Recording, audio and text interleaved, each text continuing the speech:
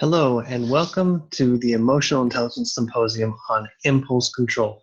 I'm Spencer Barlow, student at Ottawa University, taking the Emotional Intelligence in the Workplace course with Dr. Brian Forsyth.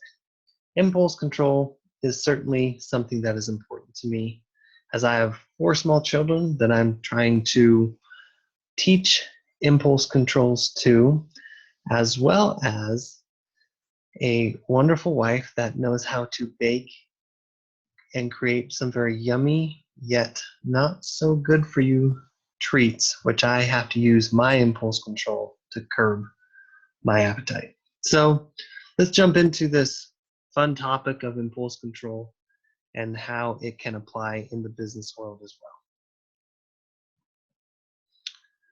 So Baron's 15 emotional intelligence competencies. We've gone through quite a few in the previous symposiums. We've gone through self-regard, self-awareness, empathy, social responsibility, stress tolerance, and today we will have impulse control. So what is impulse control? It is the ability to effectively and constructively control emotions. Ability to resist or delay an impulse or temptation to act. Anybody has remembered the marshmallow test, and with the kids can definitely relate to that. Also, it is the capacity for accepting aggressive impulses while controlling potentially irresponsible behavior. Really, it comes down to having emotions work for you and not against you. So the 4 skills of emotional intelligence, as described in the Emotionally Intelligent Manager, are to identify, use, understand, and manage emotions. So where does impulse control land here? Certainly in the manage emotions section of this construct. So the other construct that we have in the text for primal leadership is the emotional intelligence domains. So there are the personal competence and the social competence aspects, divided also by what I see and what I do. So within this matrix, again, where does impulse control fall? Falls in the self-management quadrant.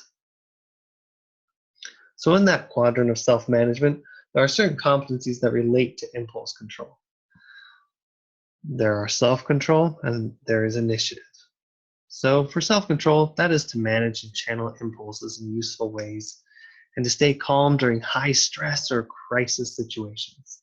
Initiative is to seize or create opportunities rather than wait for them, and to also cut through rules to create better future possibilities.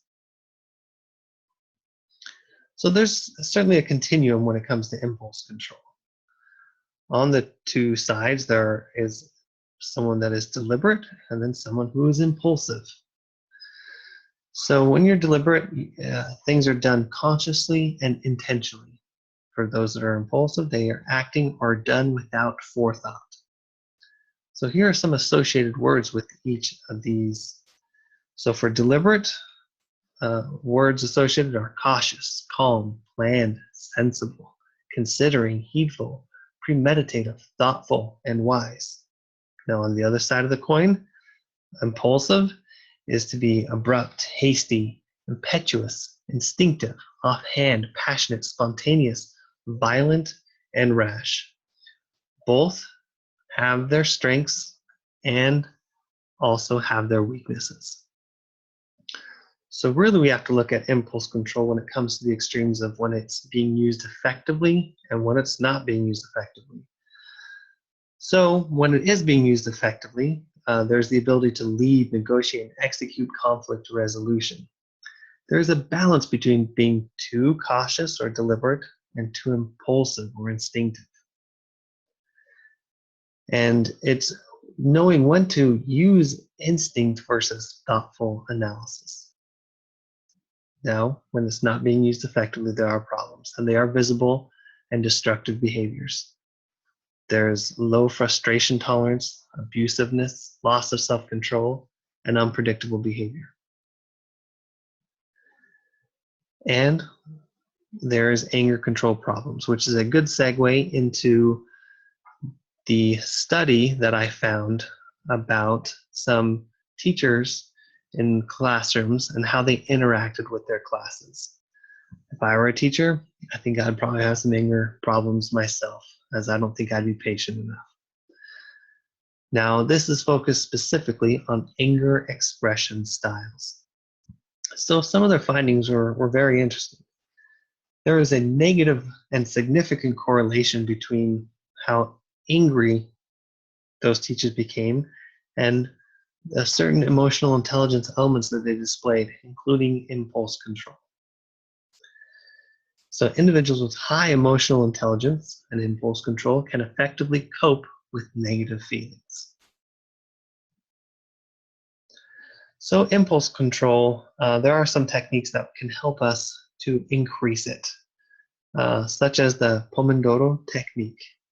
So this is used again to intentionally improve impulse control. And here's how it works. You set a timer for 25 minutes. You work hard and steadfastly on a single task or a batch of related types of works, like going through your email. You quell the urges to multitask or to mind wander. And at the end, you get up and you walk around for 5 minutes.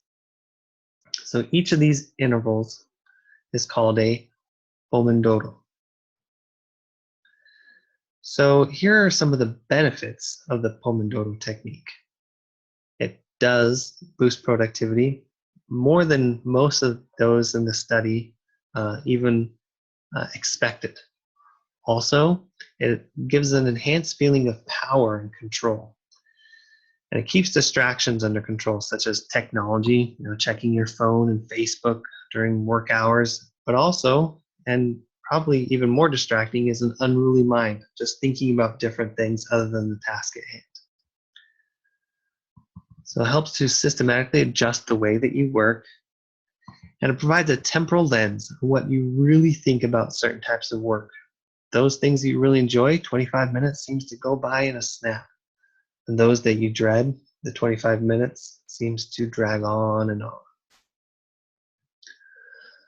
So here are some of my takeaways when it comes to impulse control. Impulses can be useful tools when used properly. And taking initiative is a positive form of impulse control and an imperative skill for successful leaders. You have to be able to move forward on things, and at times you do have to follow and use some impulse control. So following your gut and thinking things through are both effective ways to lead and to do one's job, but only when they are done deliberately. So that's my presentation. Here are the references that I used and the great articles that I found. I encourage you to go look those up. Thank you again for joining me, and I hope you have a great weekend.